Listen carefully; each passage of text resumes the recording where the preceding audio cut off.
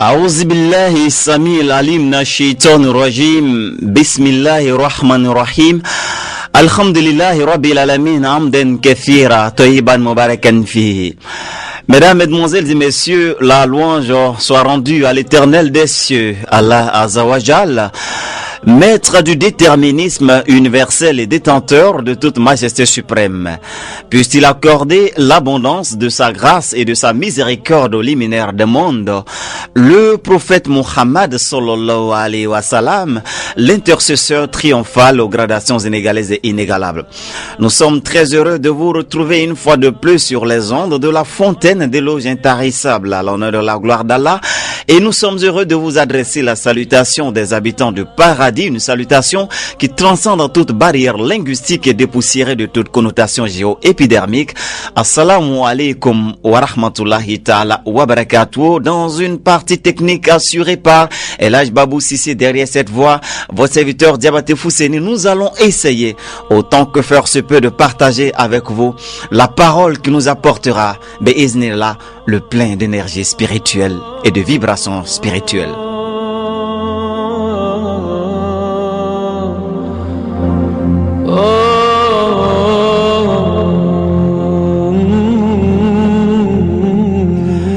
Mesdames, Mesdemoiselles et Messieurs, un jour un éléphant détruisait tout sur son chemin. Il arriva auprès d'une termitière que venaient à peine de construire des termites. Elle était encore fraîche et fragile. L'éléphant dit à haute voix: une termitière, je vais devoir la détruire, celle-là, pour me reposer sur sa terre fraîche.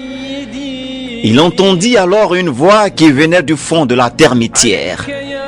C'était la voix de la reine termite. Elle demandait gentiment à l'éléphant de ne pas mettre à exécution son dessein. Quoi? Se dit l'éléphant. Comment une simple termite peut-elle oser me donner des ordres? Demanda l'éléphant. Non, je ne donne pas des ordres, répliqua la termite. Je t'invite simplement à respecter la propriété d'autrui. De quelle propriété parles-tu? Demanda une fois de plus l'éléphant. Lorsque la reine termite voulut répondre, l'éléphant cria: assez, je t'ai attendu parler. Tout ce qui est sur mon chemin est ma propriété. Il leva sa lourde patte, l'écrasa sur la termite. Il ramassa la pâte de sable à l'aide de sa trompe, la tournoya et la jeta de très loin et s'écria tout en disant: c'est moi l'unique roi des lieux, rien ne me résiste.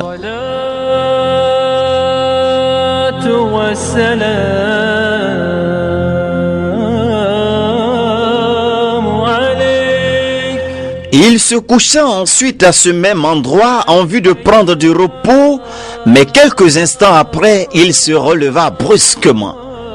Il tournait sur lui-même, frappait sa trompe comme contre tous les arbres, la trempait dans toutes les eaux qu'il rencontrait. Cela dura des jours. L'éléphant, ce géant de la nature, était devenu méconnaissable. Personne ne voulait l'approcher ou pouvait l'approcher. En quelques jours après, il fut retrouvé étalé, mort. Tous les animaux de la brousse se réunirent autour de lui pour lui accorder des funérailles. À leur grande surprise, ils virent sortir de sa trompe une reine termite et de nombreuses termites. Elles avaient profité pour prendre domicile dans la trompe de l'éléphant lorsqu'il s'engagea à détruire leur termitière. Il comptait sur sa masse, oubliant que tout dans la vie n'était pas que force et pouvoir, et que toute force et tout pouvoir devaient être relativisés. Là où il croyait être le maître, son manque d'humilité et de justice a fini par creuser sa tombe et par causer sa mort. Tous les autres animaux qui avaient eu l'un des leurs écrasé par cet éléphant acclamèrent cette reine termite et ses soldats. Unanimement, ils firent de la reine termite leur chef.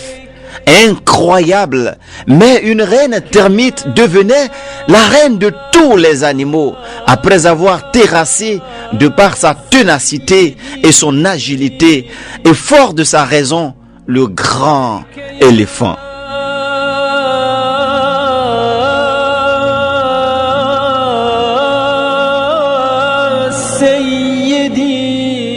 En vérité, nul n'est assez fort pour être toujours le maître s'il ne transforme sa force en droit et l'obéissance en devoir, comme le disait Jean-Jacques Rousseau.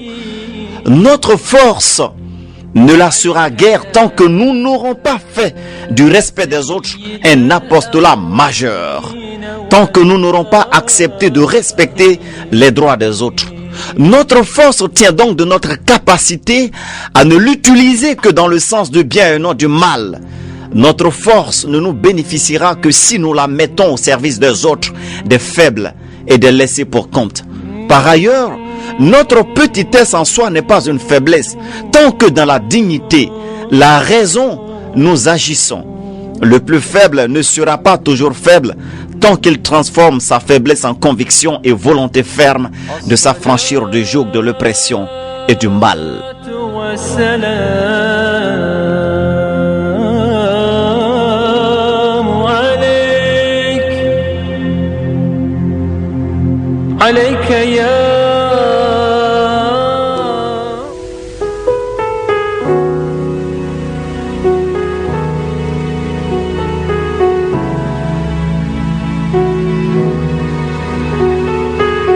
Et enfin, c'est dans l'attente et la paix, dans le respect de l'autre que se construit une société de paix, sur base de rapports et de relations intelligibles.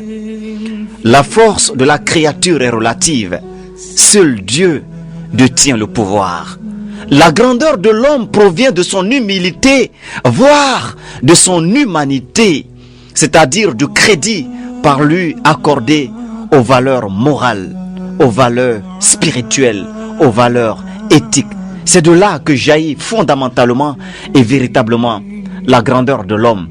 Ta capacité à comprendre au-delà de ses artifices, au-delà de ses illusions de pouvoir, qu'en vérité, tu n'es qu'un instrument au service du pouvoir qui vient de Dieu et que seul Dieu est le véritable détenteur du pouvoir. Cela devra pouvoir nous inviter, vous et moi, à l'humilité dans notre démarche, dans ce que nous faisons, dans tous les actes que nous posons, et savoir que nous ne sommes que des esclaves, des serviteurs et non des maîtres qui ont pouvoir de mort et de vie sur nos sujets.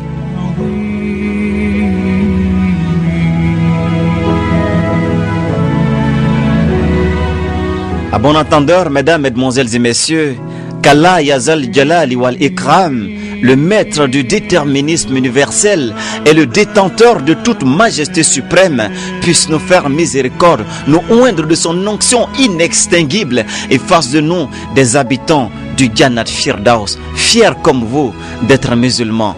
Gloire soit rendue à Dieu.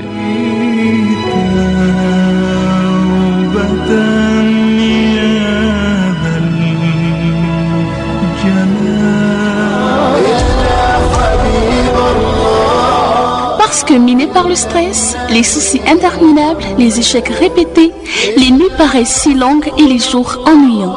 Ne vous faites surtout pas prier. Une bonne tasse de spiritualité relevée avec l'arôme magique de la méditation, voici pour vous une recette miracle. Les méditations de... Le plein d'énergie, de délices spirituelles sur les ondes de Radio Al-Bayan, 18h20, nous allons arroser ceci avec une autre dose de spiritualité dans une séquence de bénédiction qui sera dite par le cheikh Michaoui, et ce jusqu'à 18h30, l'heure à laquelle nous vous proposerons l'azan en vue de la prière de Maghreb. Merci d'être des nôtres, mesdames, mesdemoiselles et messieurs. Bon appétit spirituel.